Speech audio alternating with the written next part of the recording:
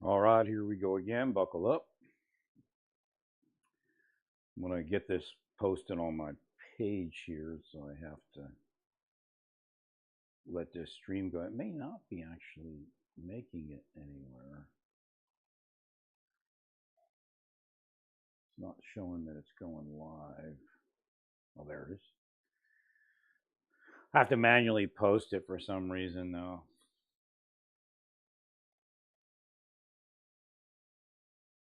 Oh, they're blocking me.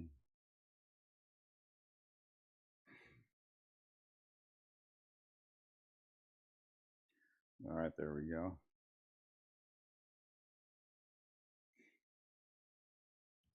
All right, I can't represent to you the quality of service of the special response groups.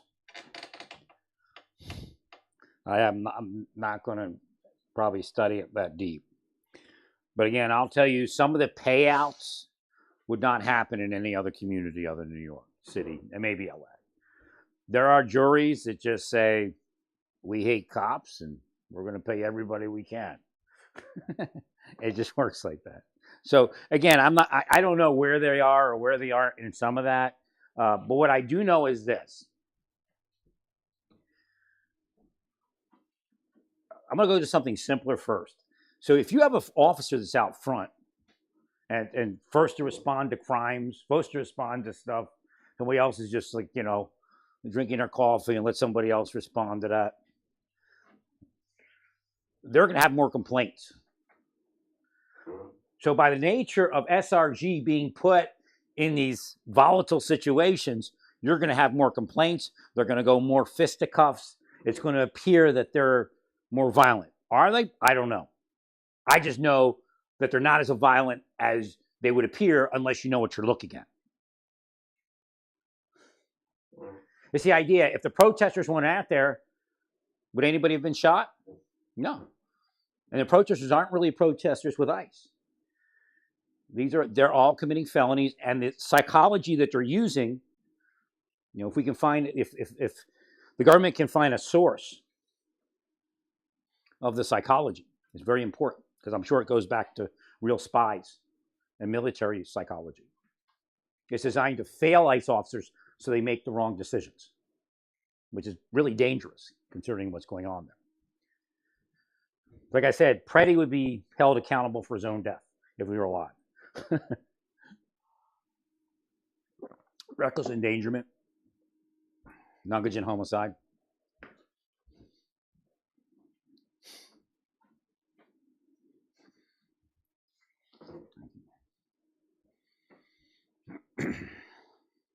Again, in Minnesota, you're not, case in point, you're not going to probably get a conviction. So what I'm saying is, you're not going to get rid of the issue. Now, what you should have went in and did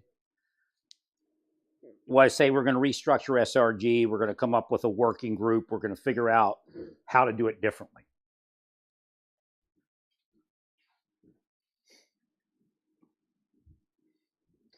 Well, it's not going to be better to send officers in that aren't trained to do it.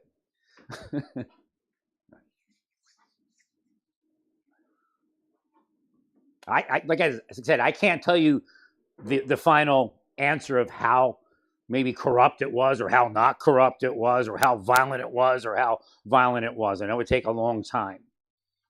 But what I'm telling you is, you're talking about disbanding a unit that you probably need, or units that you need.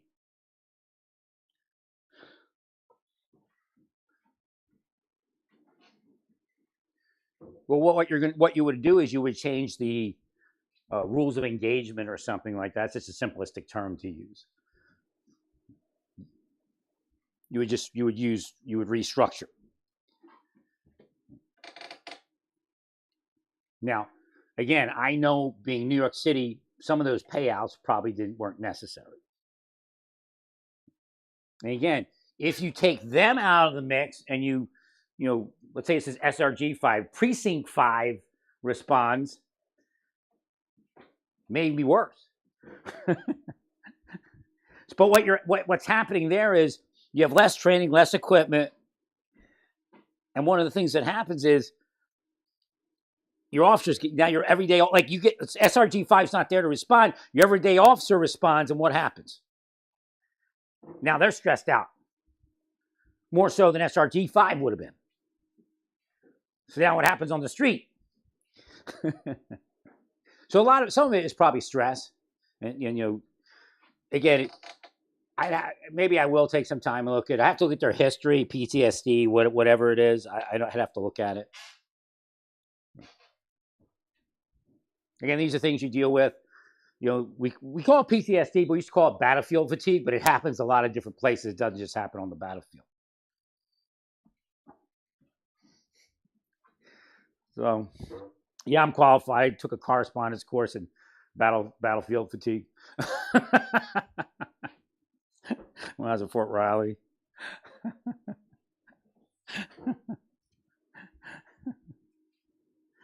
Yeah, you know, I was in combat and I experienced some of the effects and had to work through it in my mind.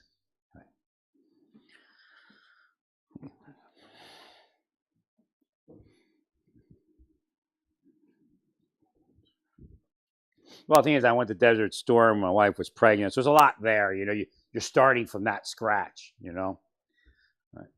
We're not from scratch from that. You know, I think we landed. My wife was probably at that point 8 months pregnant or something like that.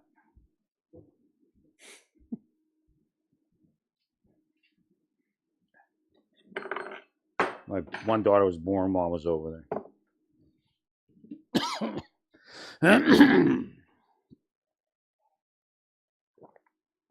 So you're not going to get rid of the situations.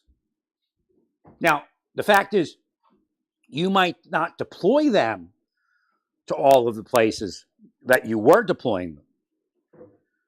So that would be another, like you put a work group together. Well, maybe they were ill-suited for this or ill-suited for that. But you have to understand, protests are not protests when they become riots. Protests are not protests when they become what the anti-ISIS become. Because you can't come against law enforcement operation. It's not a protest. You can go to City Hall. You can go to the precinct house, you know, station house, and you can protest as long as you don't get in the way. And that's protest. But you can't protest officers on the street, especially using psychological methods to cause their decision-making to fail. When I was in the military, it's the first time when I go into leadership training, they tell you the decision-making process, the ethical dilemma process. So they're purposefully failing the ICE officer's ability to make decisions of life and death. Not to say the officer's wrong.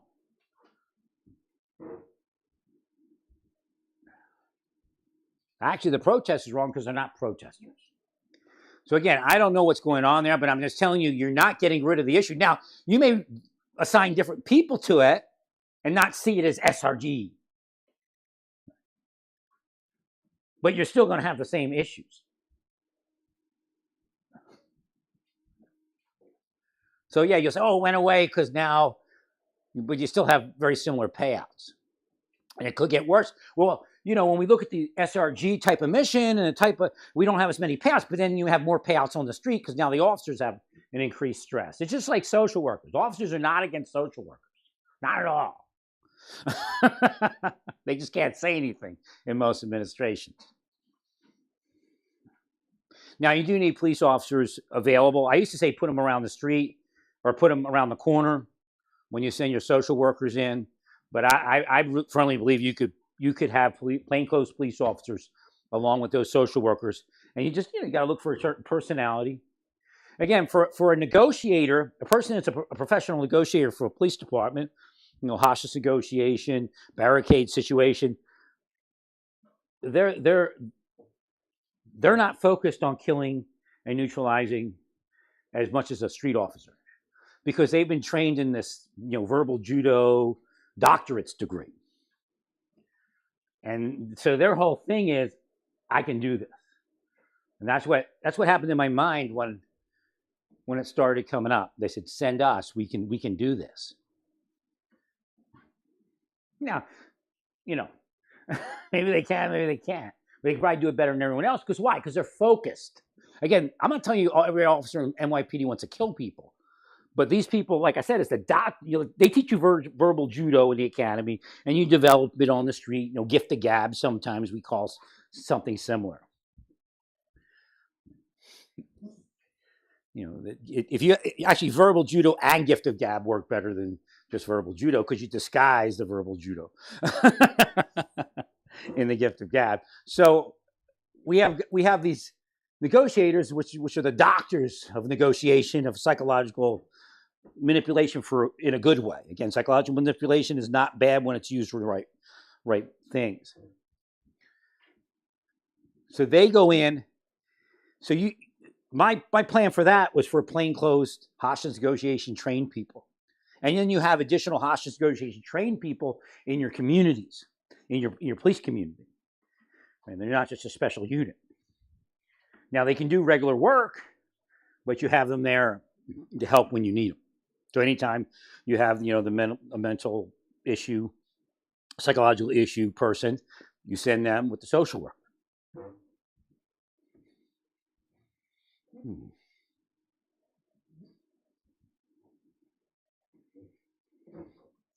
So again, that's what I think. That's what I'm trying to get at, I guess. They probably shouldn't have sent SRG to some of the places they sent SRG.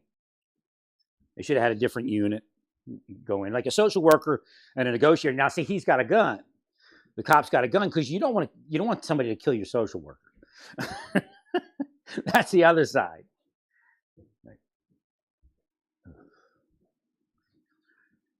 But see, the hostage negotiator guy who's also going to be trained in social work. You'll have what do they call those kind of programs? So it's not a social worker training, but it's all of the applicable information that applies to law enforcement. So that person will be trained as again, community relations is part of it, hostage negotiation. So you put together, again, modules that fit the need. I guarantee SRG, I didn't look at it, but I guarantee SRG was sent to stuff they shouldn't have been sent to. The rules of engagement were what they were. Again, broken windows works. But if you go over a line on broken windows, then you ruin it, and you actually have to fight harder than you would have to fight if you didn't do anything, or arrest more than you would, because you develop a counterculture, or you help develop it. I'm not going to say it's all your fault, but and then they throw snowballs at you.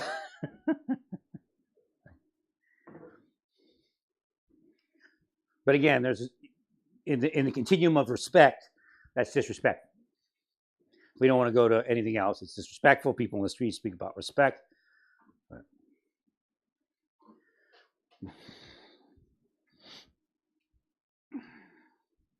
So again, I don't know. Maybe I'll take a look at it when I get some time. But SRG groups are not bad things. But if you're out front and you're assigned to all that kind of work, and the other office is going, yeah, that's great. Let them do it. Let's go get donuts and coffee for free. They give it to us for free here in New York. There's Diner over here.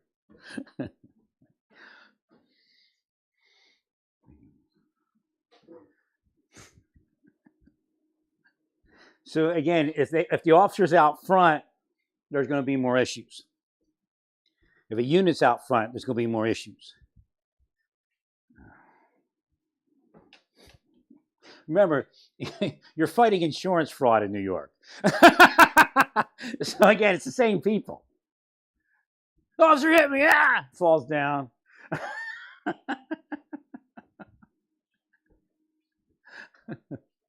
And the jury's like, yeah, give him money. Yeah, see, there's two sides to all of that.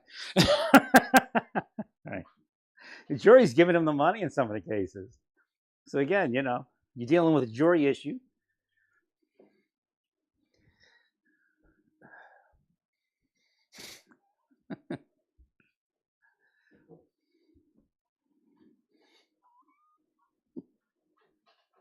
So again, I know there's probably officers that are wrong. Again, there's a whole thing to why officers are wrong. And how that happens, you don't come out of the academy and say, I'm going to beat some 15-year-old kid over the head with my stick where I'm not supposed to hit him in the head. And you probably shouldn't hit him at all. There's a whole continuum, a whole paradigm to that whole thing on how it gets to there. What's the guy with Floyd? What was this? Not Davon. What was that guy's name that killed Floyd? George Floyd. I have to look it up. But he didn't get that way overnight. He didn't come out of the academy like that. Now, some people say he isn't wrong at all, but I'd be hard pressed to do that. Yeah, because I don't know about lawsuits and stuff. Even if the police department tells me to do it, I'm not going to lean on somebody's neck like that. I'm just not going to do it. Derek Chauvin. So Chauvin, it's the police department's fault. I find when dealing with Minneapolis, all of that stuff before, like now they're the other way. It's like insane. Or maybe they aren't. Maybe they just do it for the Democrats now. They kill people for the Democrats, so now nobody says anything. But maybe not. I don't know what's going on, in Minneapolis. But before, what happens is, and this is just, it's everywhere that it happens. That's how I know it happens. And again, they did have instances where he was an out front officer. I understand that part.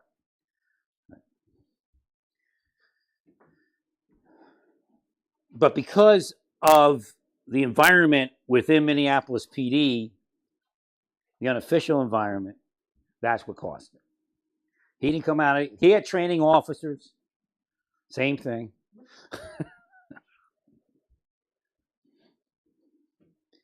I don't know. The other officers, I didn't understand that one completely. I understand Chauvin, but the other officers are just rookies. Again, I'm trying to explain to you, when you come out of the academy, the ICE officers, it's better to get ICE officers on the street faster. Any officer. So they can really, OJT is where you learn to be a police officer, you learn to be corrections, you learn to be a marshal. Military too, really. Whatever it is you do in the military. So OJT is very important in those types of fields of work. On-the-job training. So getting ICE officers out there onto the street earlier is probably a positive thing. They're not, again, it's management. Don't, okay, should we go in the house, rookie? They're not going to do that. All right.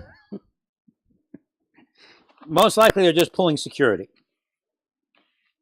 But they're on the street and they're learning, how it really works.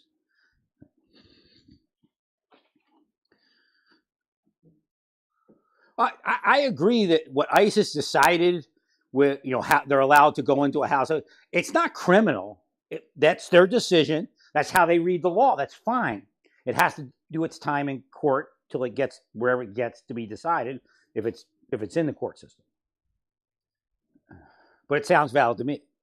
That they believe that this order, you actually have to have two pieces. I think it's two pieces of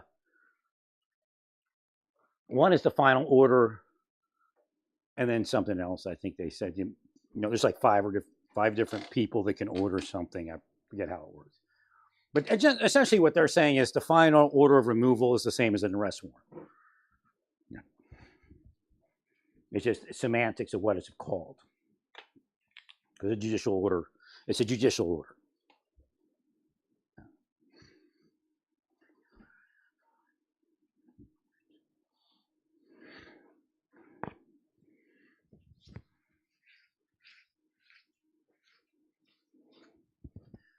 So again, there's a lot to everything we see, but because of the polarization, it's either, it's on and off. But then again, you need an SRG. I don't know what you're going to do to replace it. It sounds like a great idea, but they may have been misapplied. Their rules of engagement may not be what you want them to be.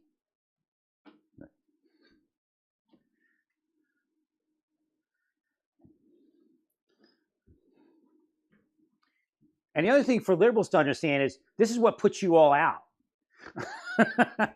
Because if you ruin the system, like everybody wants something. And if you give everybody what they want without thinking about it, then you get thrown out.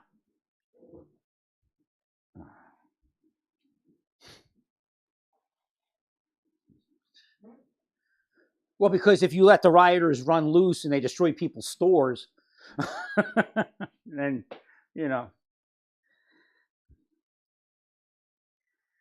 So not to belabor the issue, but I don't know what you're doing with that. But it sounds like it's a knee-jerk reaction. Because there's a lot you can do within the framework of keeping it that would work.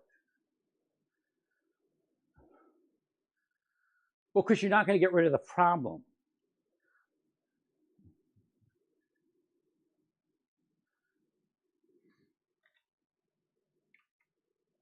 Well, again, it could just be some sort of psychological thing that's going on that needs to be focused on and learn how to fix.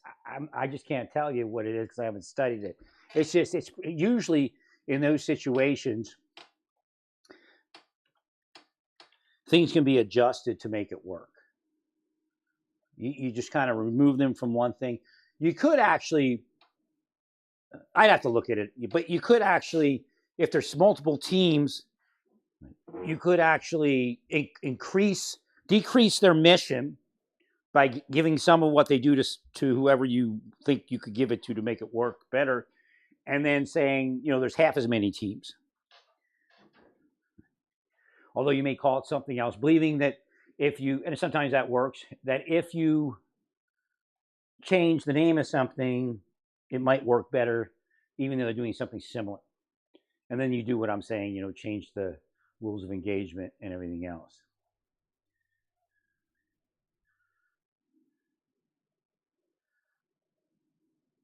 Well, you want specialized units instead of the everyday. You want people to be specialized in these situations.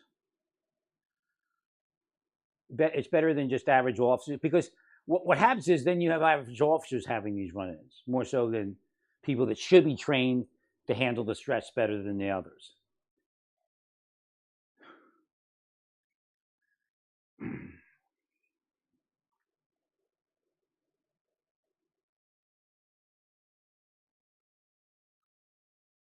I just put SRD5 there. It doesn't have anything to do with anything, just to look at this. So, I didn't even check the volume. I'm on a different app. I forgot. Testing. That looks fine. It's hopefully good.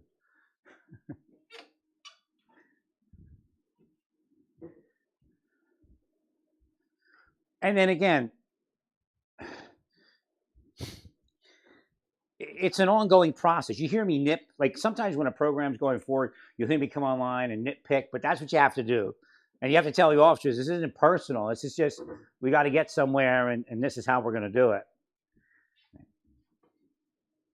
You don't want to micromanage, but you want to make sure it's running like a well-oiled machine before you let it go. And then you have to go back and look at it. It's just like sex investigations. You have to make sure that mafiosos don't get in there and turn your sex investigations unit into a mafioso racketeering and extortion enterprise. And probably have something up there in New York already like that. I think they arrested somebody for that.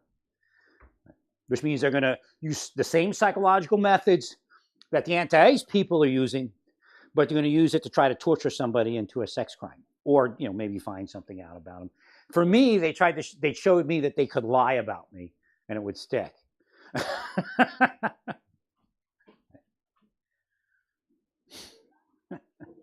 So, yeah, that's how they were trying to extort me.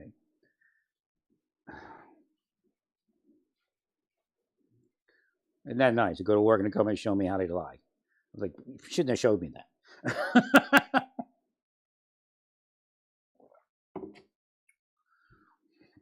After 10 years, in the Mars service alone, let be all the military and corrections.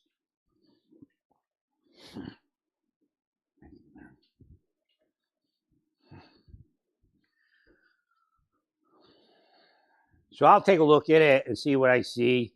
Again, there's probably obvious violations of law enforcement acts that you could probably point to, but then there's things that are just because you're in New York City. And the same people that rip off the insurance companies are doing the same thing around police officers. Give them a place to make money and they'll lie.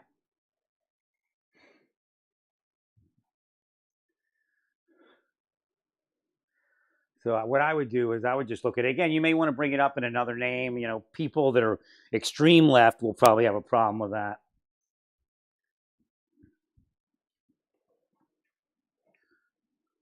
But again, I would recommend for barricade and hostage and psychological disorder calls, you have a detective trained as a hostage negotiator, barricade, and a social services officer.